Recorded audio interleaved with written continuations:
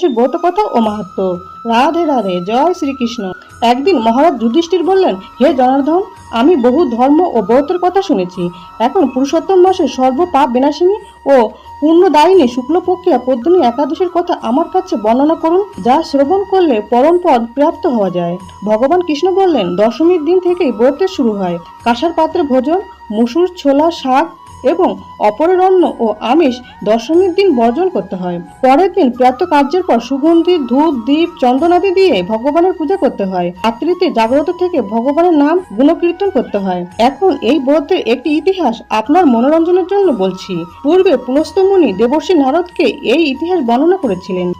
এক সময় রাজা কার্তবীর্য লঙ্কাপতি রাবণকে পরাজিত করে তার কারাগারে বন্দী করে রাখে। পুলস্ত্য মুনি রাজার কাছে রাবণের মুক্তির প্রার্থনা করেন। মুনির আজ্ঞায় রাজা রাবণকে মুক্ত করে দেন। এই আশ্চর্যজনক কথা শুনে নারদ পুলস্ত্য মুনিকে জিজ্ঞাসা করেন, হে মুনিবর, ইন্দ্র সহ সকল দেবতা যেখানে রাবণের কাছে পরাজিত হয়েছিল, সেখানে কিভাবে কার্তবীর্য রাবণকে পরাজিত করল? কৃপা করে তা বলুন। পুলস্ত্য মুনি তখন নারদের কাছে কার্তবীর্যের জন্মের রহস্য বর্ণনা করেন।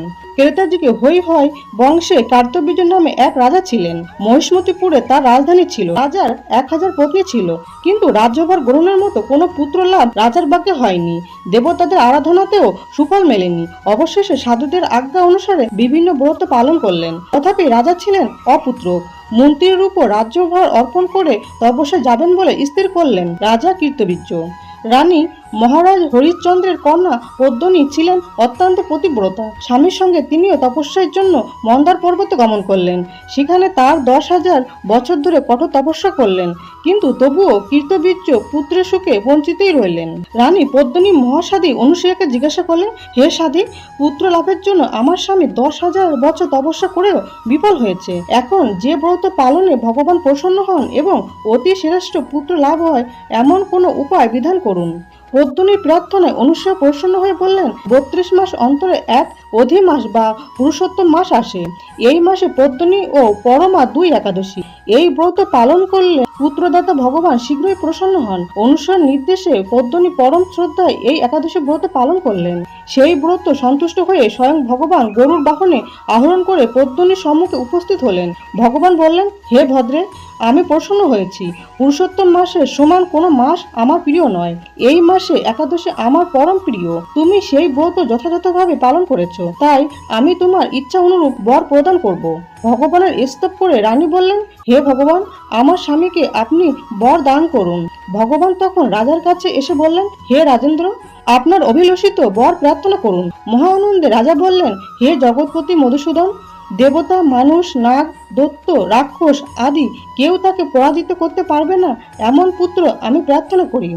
রাজার প্রার্থনা অনুসারে বর প্রদান করে ভগবান অন্তর্হিত হলেন। রাজা পত্নী সহ নগরে ফিরে এলেন। যথাসময়ে রানী পদ্মিনীর গর্ভে মহাবলশালী এক পুত্রের জন্ম হয়। মহারাজ কীর্তবীর্য পুত্রের নাম রাখেন কার্তবীর্য। ত্রিলোকে তার সমান কোনো বীর ছিল না, তাই দশানন রাবণ যুদ্ধে তার কাছে পরাজিত হয়। শ্রীকৃষ্ণ বলেন, হে মহারাজ, এই ব্রত যিনি পালন করবেন তিনি ভগবান শ্রীহরির শ্রী পাদপদ্মে অহেতুকী ভক্তি লাভ করবেন। শ্রীকৃষ্ণের উপদেশে ধর্মরাজ সপরিবারে এই একাদশী ব্রত পালন করলেন। যিনি এই ব্রতের মাহাত্ম্য পাঠ ও শ্রবণ করেন তিনি বহু পুণ্য লাভ করেন। অথ পদ্মিনী একাদশীর ব্রতকথা ও মাহাত্ম্য সমাপ্ত। রাধে রাধে, জয় শ্রীকৃষ্ণ।